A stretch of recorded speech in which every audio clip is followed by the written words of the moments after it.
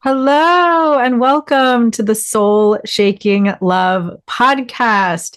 I'm your host, Valerie Green from 𝐂𝐫𝐚𝐢𝐠 and this podcast is dedicated to bringing you the world's expert teachers to help you to feel a mind, body, and spirit connection, both with yourself and with your true love. And so today I'm really excited to interview relationship experts and power couple, Meredith and Craig Bennett. Hi, welcome. Hi, Valerie. Thank you for having us. Yes, I'm so excited. I'll tell you a little bit about them, but I love interviewing a married couple, and they are both married and business partners. So they like to say they went from PowerPoint to power couple, and I love that. So I'll tell you a little bit about them because it's a very inspiring story, which we'll get to share. We're going to be talking about how to have the marriage or relationship that you've always dreamed of, which I'm sure that they are living examples of. So that's why we're here to pick their brain. So in a nutshell, they left the corporate 9 to 5 to become full-time entrepreneurs together, which is an achievement in and of itself, which made for some really interesting and stressful, amazing and painful and insightful, scary and awesome experiences, as they put it. And that their marriage is really the foundation for everything that they built their lives on. And so they discovered, which they'll tell us how, that their passion is helping other couples to live their dream life, and starting with that rock solid relationship foundation where you don't have to spend all this valuable time and energy constantly repairing it, but you have this foundation of what I would call secure attachment. But of course, they have their own way of discovering it. That is a springboard for everything else that you're actually creating together, which is what's important. And they like to say that they love helping others get to the part of their lives exactly where they've always wanted it so that they can crush the rest of their life. So I love that. So yeah, I mean, I would just love to start out by hearing your story for how did you really discover your passion for helping couples and helping people improve their relationships? And how did you go from the corporate world to really achieving that mission? Because it's so inspiring. Yeah, it definitely wasn't a straight line.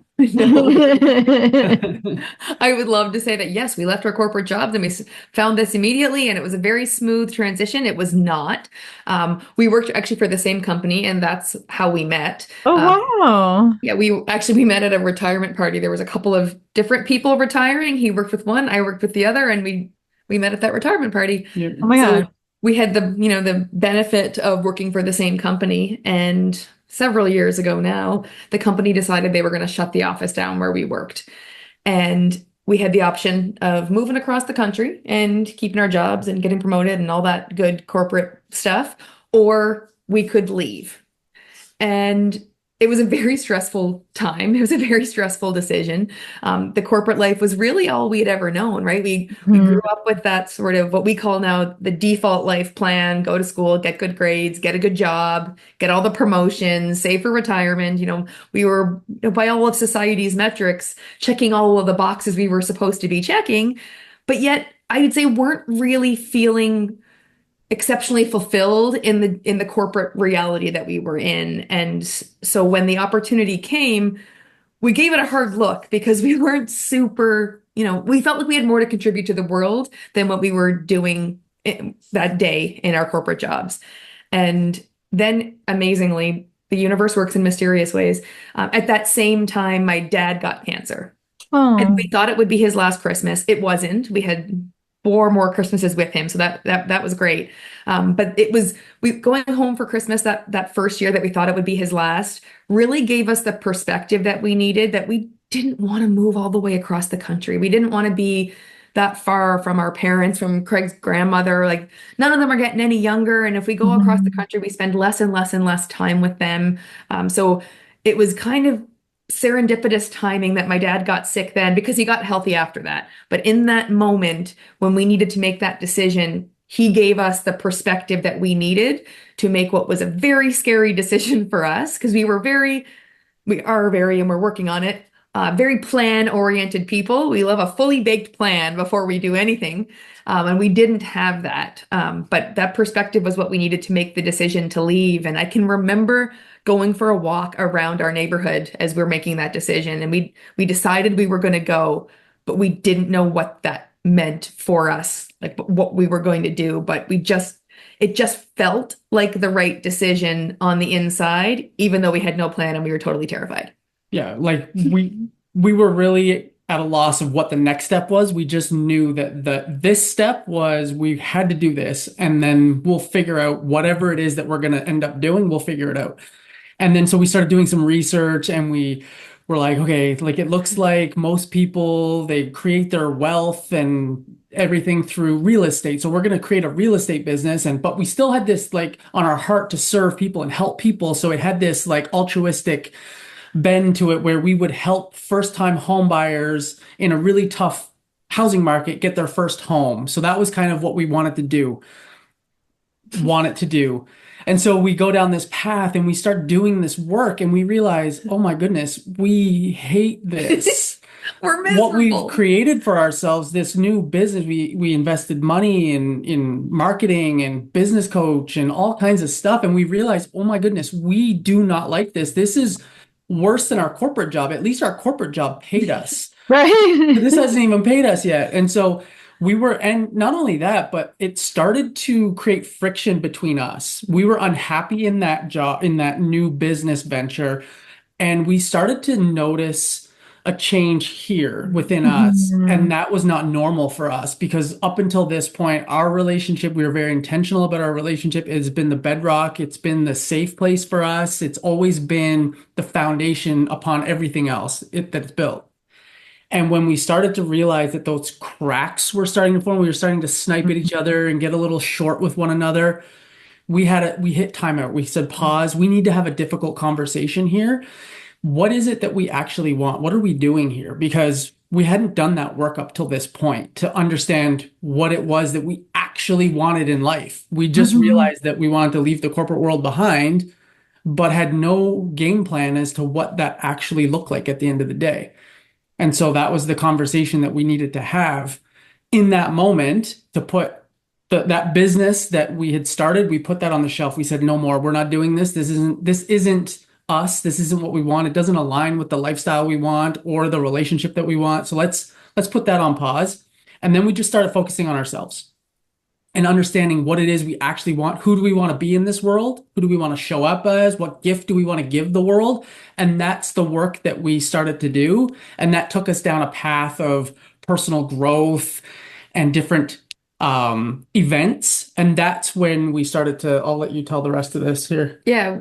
We ended up on this, we kind of stumbled backwards into this personal growth journey because we went to these investing conferences, which had this really strong undercurrent of personal growth. And that's how we sort of got into it. And so we were going to all these various conferences and retreats and events. And as we were going to them, a lot of people started coming up and asking us, like, how are you guys doing this? Like, you're doing it together. Like, I can't get my wife or my husband here, or they won't, we can't get on the same page with this stuff. And so people just started kind of randomly coming up to us and asking us for advice, which we really enjoyed, right? Like we really liked kind of digging in with people and helping them, but we didn't think a lot of it until at one of the events, the guy hosting the event said, I want you guys on stage at my next event talking about relationships. Wow. And that was our moment that we were like, maybe we actually have something bigger to offer here.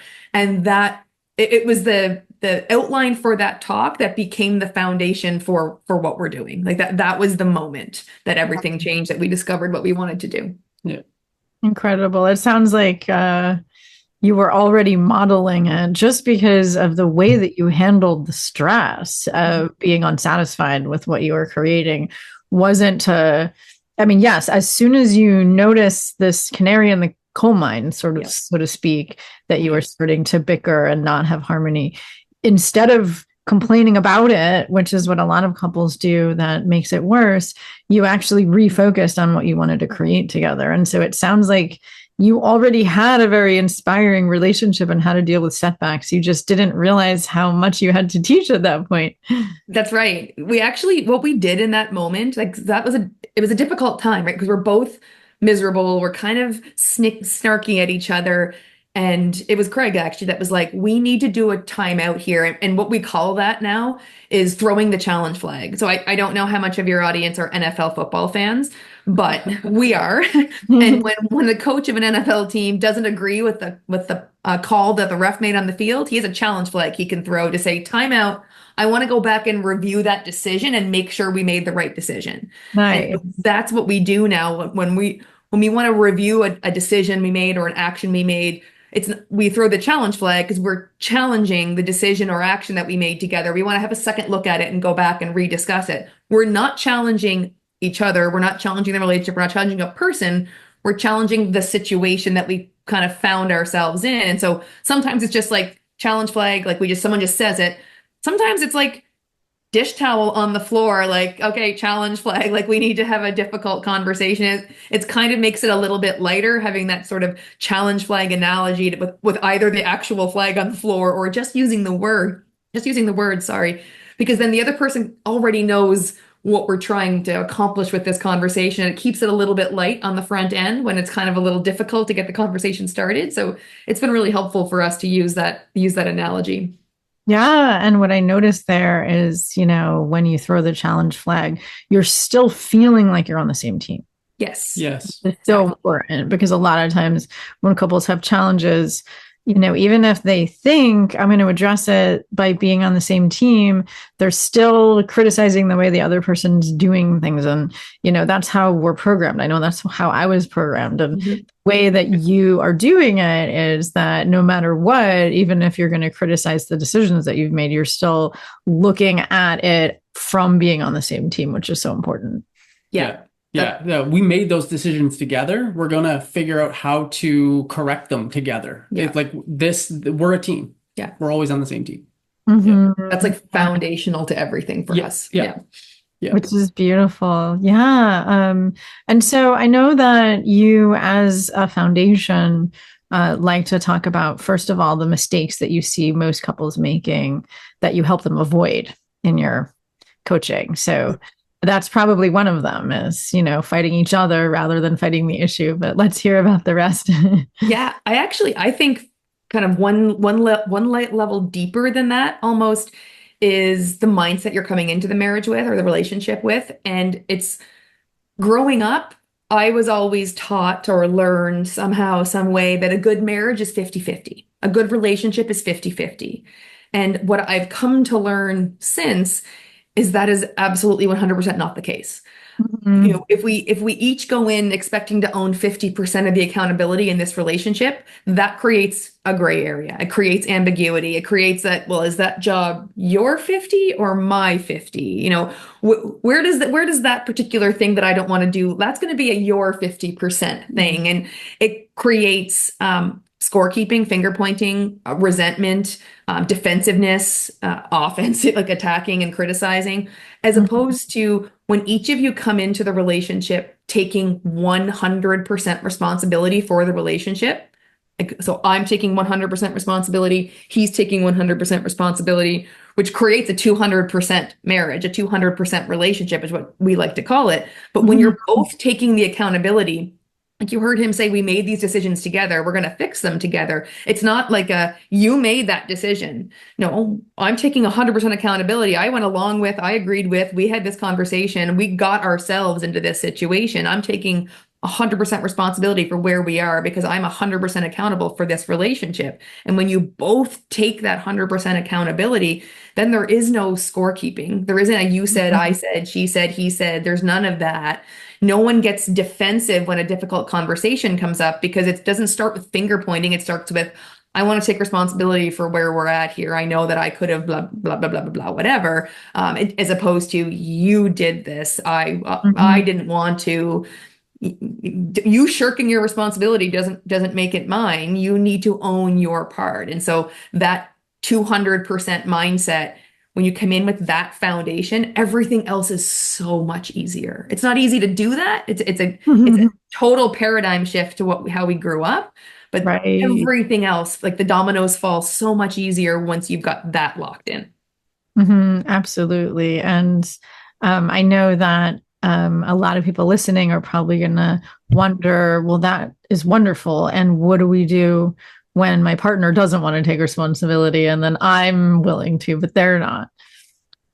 You take 100% responsibility. You own the state of your relationship. The thing is when you start to take 100% responsibility, eventually the other person sees that that's happening. And the law of reciprocity is they also want to then step up and take responsibility as well. So maybe in the beginning, when you start to make the change from a 50-50 to a 100% mindset, there might be a little bit of that where one spouse is taking that 100% responsibility because they're the one listening to the podcast and the other person doesn't know about this and hasn't, and we all change on our own time, right? Like we're all on our own time. And so when one person changes and starts to initiate that change, the other person sees that and then eventually comes along for the ride most of the time. Yeah, because Right. the dynamic changes, right? Like the dynamic between the two of you is what starts to change when one of you starts to take accountability for all of it. And then the other person feels that change and, like he says, wants to engage and participate in that change too. Exactly. Most of Yeah. the time.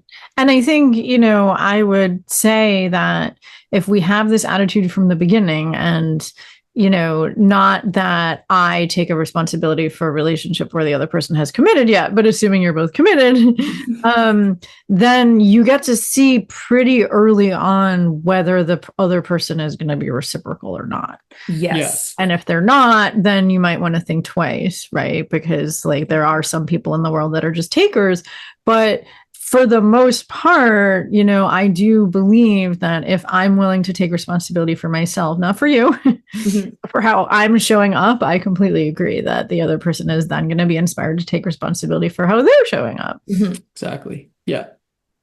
So yeah, no, I love that. So I mean, I also love examples, but I know you have more mistakes and principles. So let's talk about those, and then we'll ask you for examples. I think one of the biggest ones that we hear a lot is that they've just drifted. They're roommates. They're not. They feel disconnected, just generally disconnected, and most of the time that's because there hasn't been an intentionality behind. It's like a garden. Like your marriage is like a garden. It needs water. It needs sunlight.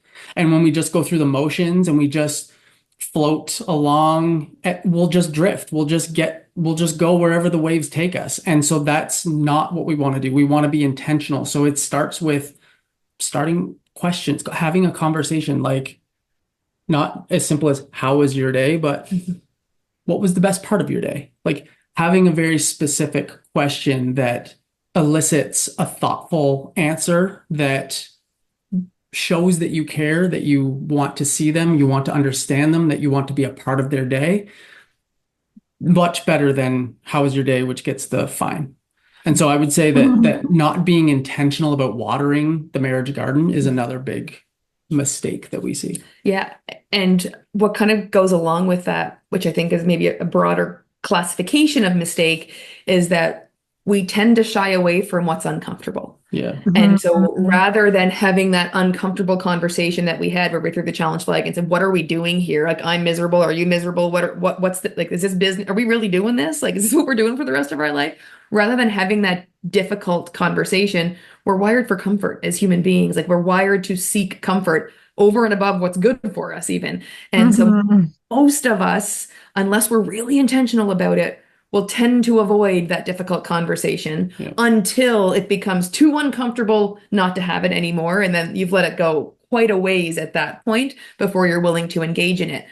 So the mistake is avoiding that uncomfortable conversation early, because what we end up doing is settling for the comfort in the moment, but at the expense of the long-term dysfunction of your relationship. If you can embrace the discomfort in the short term, in the moment, you're setting yourself up for long-term comfort, really, like, which is what we want in the end. But we're so unwilling to get through the discomfort to get to the comfort at the end that we keep putting off that comfort. And what happens is we end up living in this perpetual state of mild discomfort where we're walking on eggshells around each other. We don't want to set off the next argument. We're avoiding each other. We end up acting like roommates because we've been so unwilling to have what's probably going to be an uncomfortable conversation.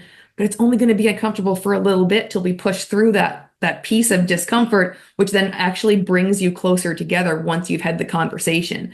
But we're just humans, like we're just so wired to avoid that uncomfortable conversation that we end up making ourselves so uncomfortable for forever instead Right. of just ripping the band-aid off, having that difficult conversation, and then being able to feel closer and more connected after that.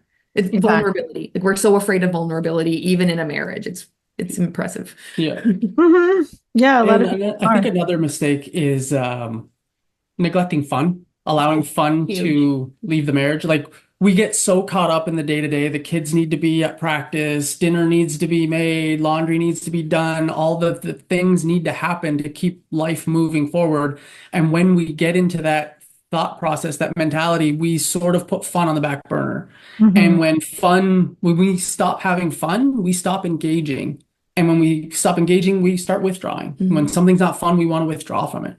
And so it's really about getting intentional about injecting fun in everyday life and making sure that we're making time for the relationship and having fun and continuing to date each other and have the little fun little moments while doing the laundry. Maybe we race to see who can fold the most clothes, or we dance in the kitchen while we're having dinner, and we just do the little fun things that keep the mundane exciting. Because when you think about it, like when you last remember having fun together, probably the communication was easier, the connection was stronger, the trust, all the other things are there when the fun is there. And the fun is usually the first to go. Exactly. Yeah. And I love how you just said that, even if people are really busy, you don't have to take time out. Although I do want to ask you about like taking time out, but you can, while you're doing the dishes, make it fun, or while you're folding the laundry, make it fun. So you don't have an excuse that you don't have enough time. But is there a minimum amount of time that you suggest that couples take out of their busy lives in order to like have a date night, for example, or connect about your days so that you feel like you're prioritizing fun so that things aren't just about, relationship as a kind of business strategy, which is, I think, what especially you two can fall into if you don't have enough fun. Yeah, 100%. for sure. Yeah, I would say it's not so much a specific amount of time as much as it is making sure that you're doing some certain things regularly. So whatever works for you. For us, it could be different than other couples, but there should be a regular check-in, like on a daily basis of just checking in and making sure that you're asking those questions that I was talking about earlier, like what was the best part of your day? Just showing the other person that you care, that you want to be part of their life and their day, and that you want to make them feel seen and heard and valued.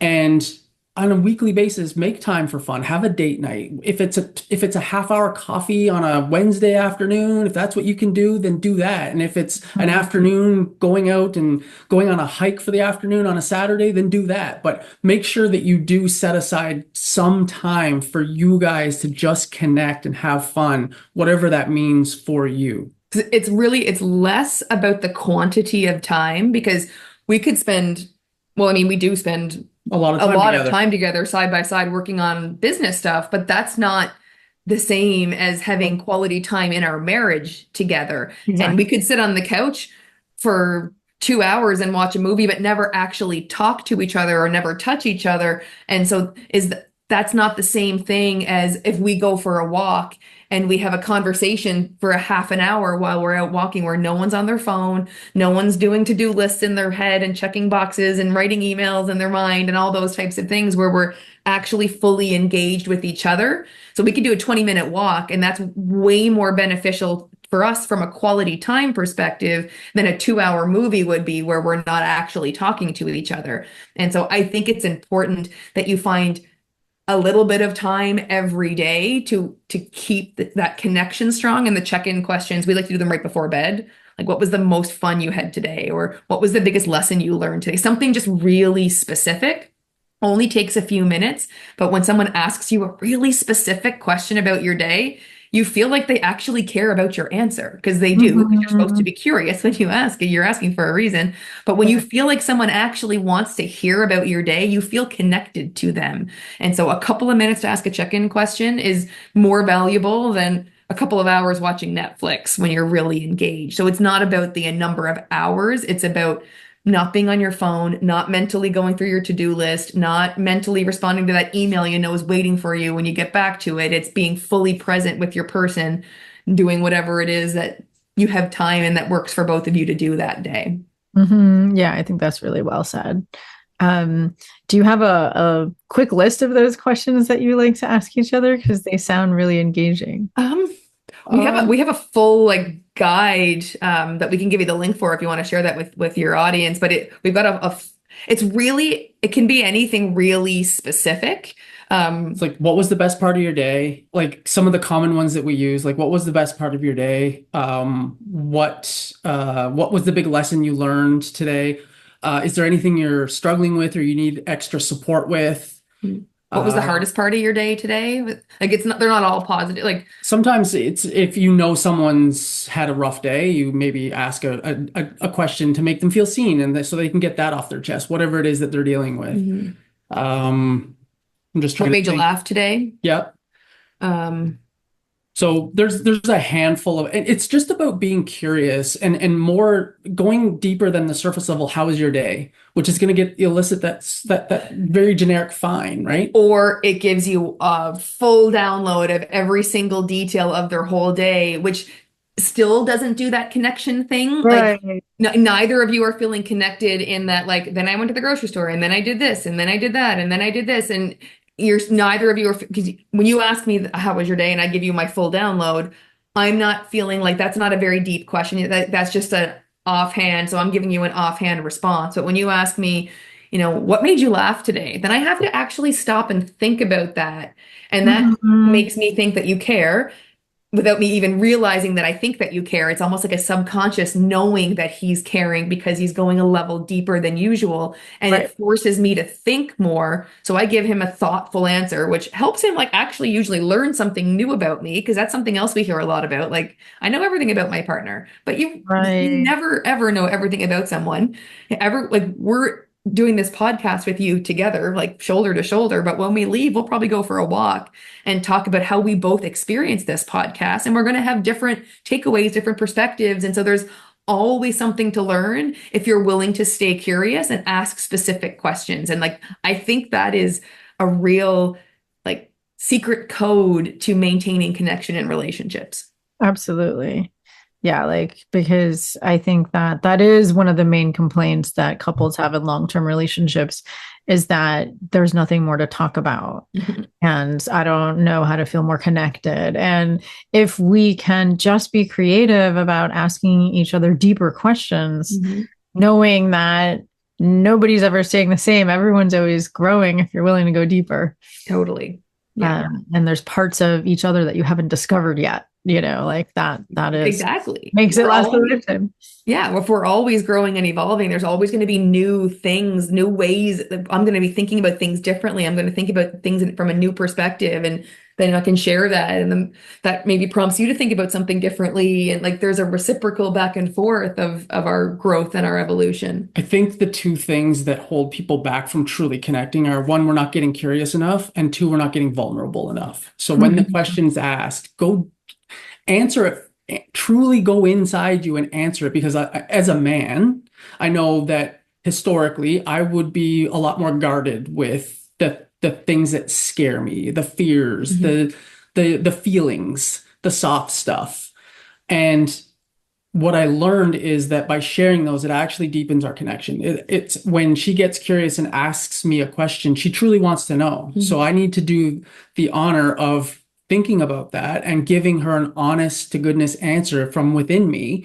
And so then it's getting vulnerable and sharing my deepest, darkest fears and secrets and things that maybe are historically more uncomfortable for me. But I've grown to understand that it's actually in those moments that we get stronger.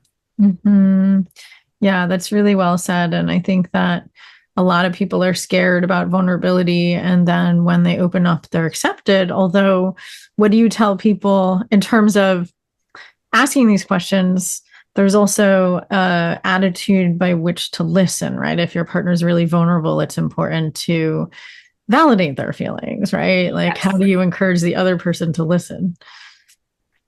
After you've asked the question, how do you encourage? Yeah. I mean, it's part of when once you ask that question and you've shown up with that genuine curiosity, and you're doing that because you are wanting them to come back at you with something thoughtful. And so because you're coming at it with curiosity, the natural byproduct of curiosity is to listen to their answer.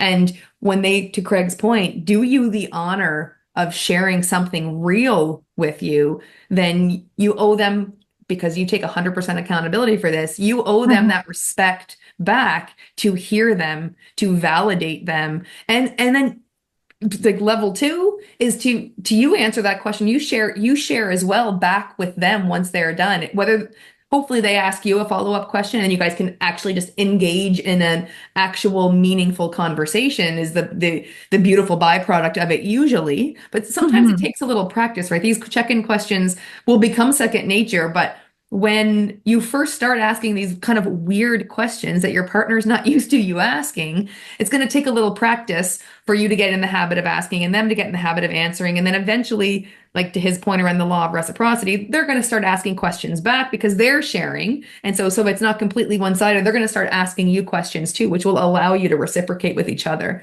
But it's incredibly important. And when you ask the question that you do listen for the answer and engage, because that's the quickest, all the good. Yeah, that's the quickest way to lose trust and break connection is to ask a really good question and they get really thoughtful about the answer and then start to tell you.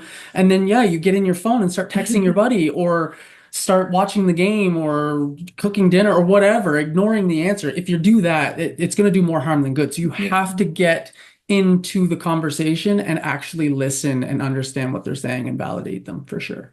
Right. And it requires comfort with vulnerability because a lot of people aren't, like there's that book, How to Improve Your Marriage Without Talking About It, where they list this common mistake where women want men to open up about their feelings, but then men open up about their vulnerable feelings and then women can't handle it and they get scared and they then judge the man's vulnerable feelings. And so it's about working through our own judgments about vulnerability. Yeah. And I think vulnerability, when it's done, like I think it's an important thing to do from the beginning. I think it looks different. If you're just starting in a relationship, what vulnerability looks like on day one is different than what vulnerability looks like 5 years in, or 3 years in, or 1 year in, or 1 month in. Like you're sort of sussing out your level of comfort in this relationship, and it starts with vulnerability from day one. And what I think is an interesting example from our life is when we first met, when we first started talking, we're asking each other questions, we're getting to know each other. And he asks me if I like Star Wars. And I hesitate because I don't love Star Wars, but I think most men like Star Wars is my pop culture reference that most men like Star Wars. And I want this guy to like me. So do I say I like Star Wars and then I'm forced to watch Star Wars for the rest of my life? Or what do I do? And my initial reaction was to lie and say I like Star Wars. And then thankfully I had a second reaction, a second moment of thought where I'm like, am I really going to start this with a stupid little lie at this point? I was a little bit nervous to tell the truth and be myself and hope that he would like me for me. And I know Star Wars is a silly example through which to look at that, but it really was for me the moment where I decided I'm just going to be myself. And if he likes that, then great. And if he doesn't, well, he's not the guy for me, I guess. And that was the first time I really got to that level of self-acceptance that I could even share that level of vulnerability that early in a relationship. So saying, yeah, you know what? Actually, Star Wars is not my jam. And then he's like, yeah, me neither. I was like, oh, well, thank goodness. And so that's what vulnerability looked like for me early in the relationship. And then fast forward years and we're hiking in Arizona and he's like very sure-footed. He's like a billy goat on the side of a mountain. He can like really scramble down and I couldn't keep up with him. And I was getting really annoyed, really frustrated with him. And I knew logically it made no sense. Like he was not going to run down the mountain, get in the car, drive away and leave me there by myself. Like I knew that was not going to be the outcome of this, but I was still really annoyed. And I eventually remembered that I should, this feeling coming from? Where am I feeling this feeling in my body? And kind of tracing like my clenched stomach and my raised heart rate and all those things. And then eventually it just popped into my head that you have a fear of abandonment. That's where this is coming from. And I didn't know that I did. But once I had that thought, I was like, oh dear, I got to tell him that. So I didn't tell him in the moment, but the next day we were out for a walk and I was like, you know what? This is what came up for me on our hike yesterday. And it was a really vulnerable share Mhm. for me because we talked about where we thought it came from and but just the ability to tell him that, I knew you weren't going to leave me, but I also had this really deep-rooted fear of abandonment that came out in me when we were on this hike was a scary thing for me to share. I knew he was not going to leave me because I have a fear of abandonment, but it was also something that I wasn't super proud of. Like I don't, Right. I wasn't proud that I had this fear of abandonment. And so sharing that was difficult to be vulnerable about that thing with him. So and then, he was very supportive and it was all great. We work, now that he knows about it, he can work to not trigger that in me. And I, now that I know about it, can work on it in myself. I take my time going down the mountain now. He slows down going down the mountain now. Oh, But it's the evolution of vulnerability in a relationship. So when you can start in the early days being willing to be yourself, I think that builds trust through the relationship so that as you get deeper into this relationship, you're more willing to share the really deep inside fears and insecurities and things that inevitably come out when you're in these committed, meaningful relationships that are a little bit scary to say out loud and share with another person, but you're kind of practicing it all the way along. So it helps. exactly. Yeah. So, gosh, I mean, I think you covered quite a few mistakes, and I'm sure you have more. I'd love to hear what are your key strategies or tips you started to, make time to connect every day and make sure to prioritize fun, and take 100% responsibility, or accountability, and make sure to be vulnerable, rather than stay on the surface. So, what are the other tips that you give couples for strengthening their foundation? So I think another big one is to not lose yourself. Focus on like still a commitment to yourself here that you have to get the relationship right with yourself. There's one relationship you have from start to finish, and it's the most important relationship you have in your life. It's the one with yourself. And so you only can love and appreciate others for the amount that you love and appreciate yourself. So it's really working on the relationship you have with yourself, making sure that we have this, there's an epidemic in this world of unworthiness. Like literally every person that I know has some form of I'm not good enough inside them somewhere. And it's an epidemic because we all really truly are good enough. We cannot see it in the moment. And so it's really about working on your own personal mindset and working on getting right with and seeing your own greatness. And Mhm. there's a ton of stuff like mirror work and affirmation and things that you can rewriting stories that you've told yourself from, the things that you hold on to, the failures you've had, and rewriting those stories and changing them into wins and failure and changing those failures into wins and celebrations. But it's focusing on that, I would say, is one of the big ones. Yeah, we both through this journey when we got started in personal growth, Ugh, we I'm not good enough. oh my gosh, the I'm not good enough in various forms that came out of both of us early days was shocking. And what was interesting, that very first conference we went, that very first investing conference, was the first time that we both really looked inside at our limiting beliefs, and we both had some version. The details are slightly different, but basically the same story of I'm not good enough inside of us, and we had to share our beliefs with each other. And it was powerful for both of us to say them out loud, regardless of who you said them to. But saying them to each other Yeah. was so powerful for our relationship, and how hard it was for me to hear his and for him to hear mine, because I can't see that. Like, I don't know where that comes from inside of him. I can't believe he would think he's not good enough. And he felt the same way about me. So it really strengthened our relationship to be able to share that level of limiting belief and vulnerability. It's one of those, I would say, going through that journey of on our own personal journey, but doing it in tandem, like side by side. Like we're there together, but we were on our own journey trying to go within and see the limiting beliefs we had in ourselves and rewrite those stories. But doing that together exponentially grew our relationship. Mhm. Like it went another level when we did that because we got to see inside the battles that the other person is actually fighting inside them. Mhm. And so when you get at that level of insight as to what they're battling, you can help them with it. Like you can understand, oh, they see that about themselves. I cannot see that, but I know that they do. So when we have interactions, that's a vulnerability I'm never going to go near. I'm always going to support and boost and help with that. I'm never going to attack or go anywhere near that vulnerability. And so I think when we know what the other person's going through, we grow as a couple. I think the other benefit that we had of doing that journey together, but side by side, is the accountability of it.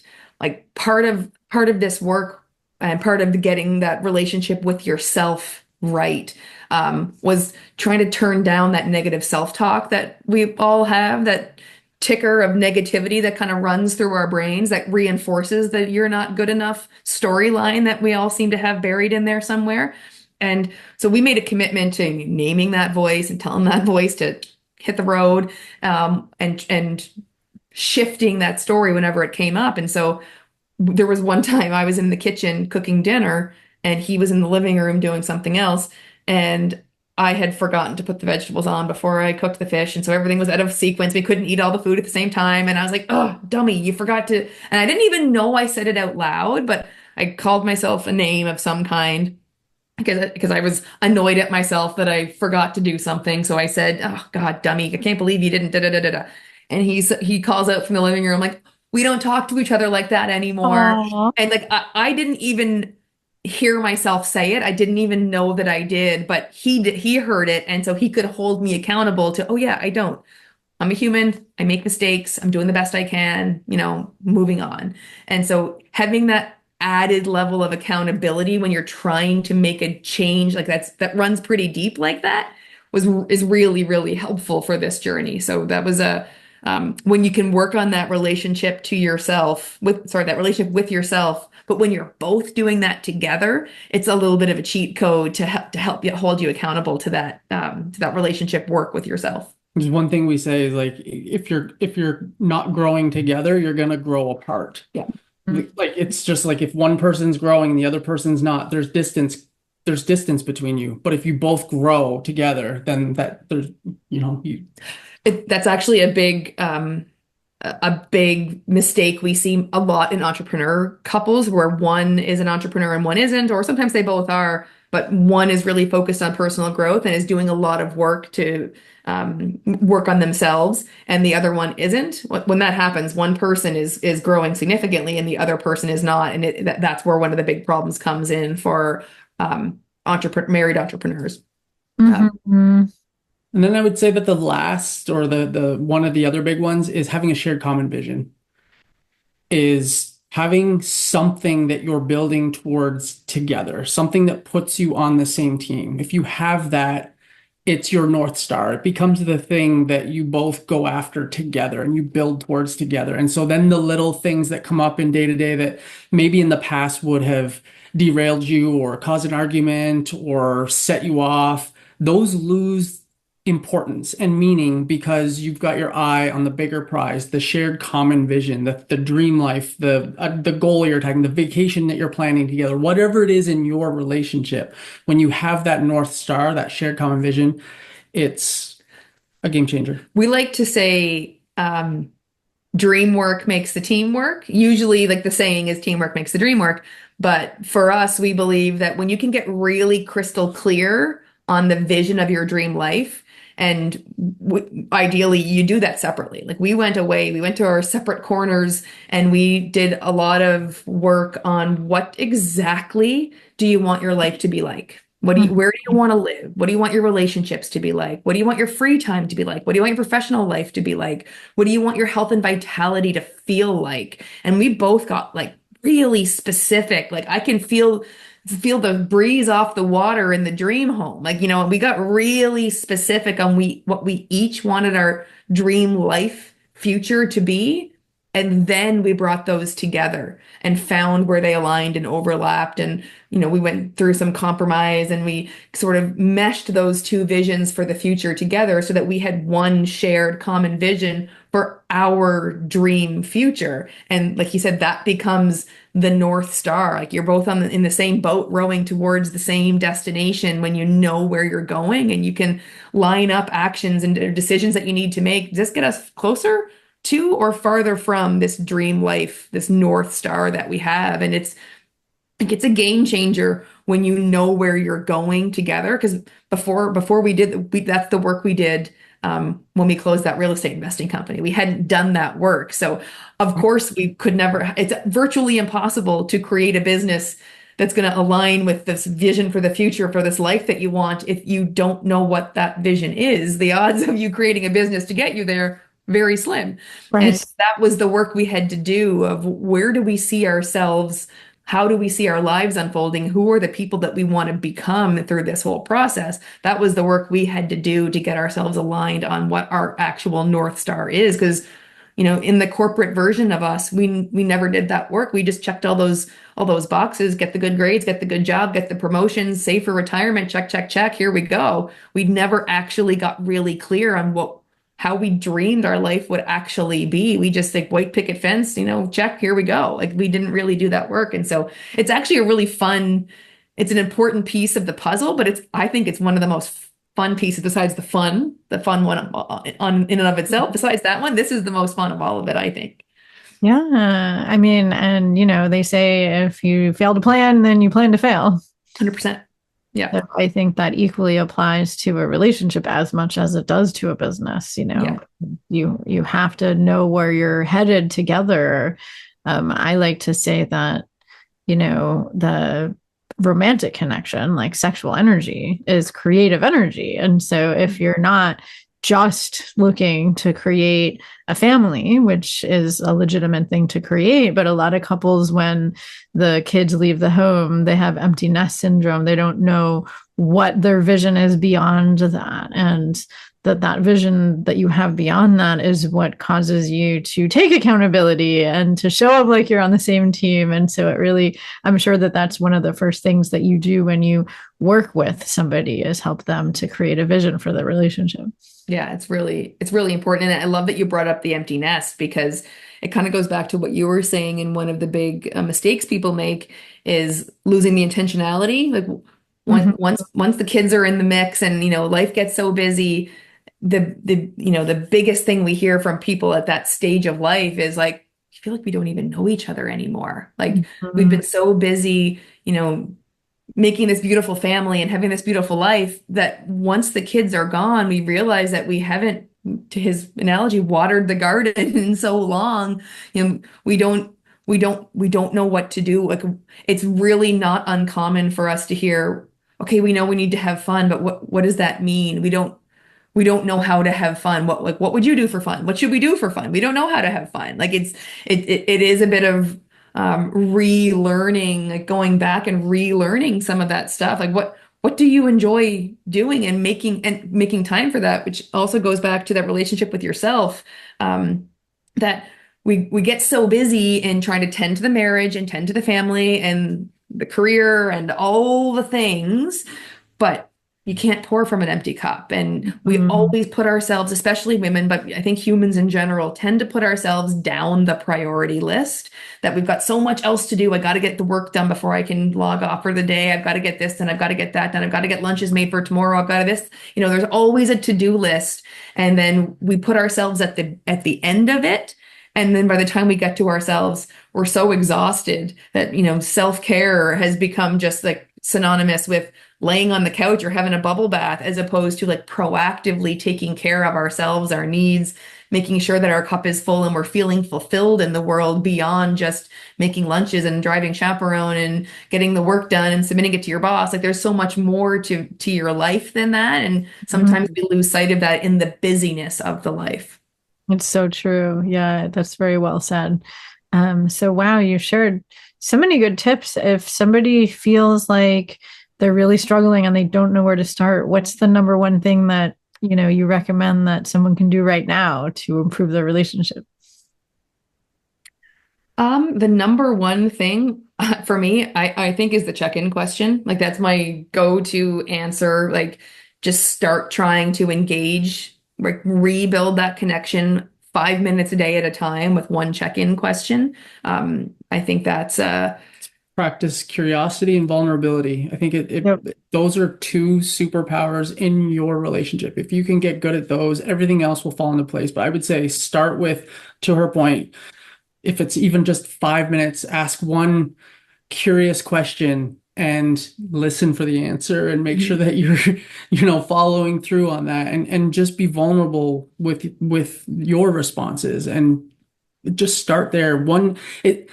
It's like a ship in the ocean. It's not going to just turn immediately. Like it takes a minute. So be kind to yourself as you make the change to reconnect and build this relationship that you want to have. Be kind and compassionate with yourself as you make the transition. It's not an overnight thing. Mm-hmm.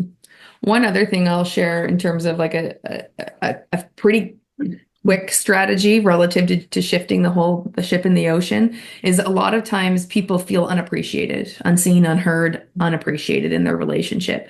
And the really counterintuitive way to feel appreciated is to show appreciation. And it feels counterintuitive because it's like, no, I need the appreciation. I need to feel appreciated. I'm the one that's not feeling appreciated. I'm doing everything for everyone and I don't feel appreciated. But literally telling your spouse something you appreciate about them, doing that every day, whether it's a text, a strategically placed post-it note, in person, pick up the phone, call them in the middle of the day, whatever technique works for you, but being explicit in your appreciation for your partner will prompt appreciation back. And so the fastest and the simplest way to start to feel appreciated in your relationship is to show appreciation for your spouse, for your partner. Mm-hmm. Yeah, I love that. And I love, it's so true. If you're taking 100% responsibility, then, whatever it is that you want, it's important to make sure that you're giving it. Exactly. I think that is such a wonderful demonstration of that principle. Totally. Be the person you want to have in a relationship. Yeah. Mm-hmm. Exactly. And so I know that you definitely put all these principles into practice, and I'm sure that there's still some days, especially since you work together, that, stress gets in the way and, you might feel really bogged down by everything to do and all your responsibilities. What really motivates you on the days when you feel like giving up, and how do you regroup? Well, I think we're lucky in that we don't usually have those days on the same day.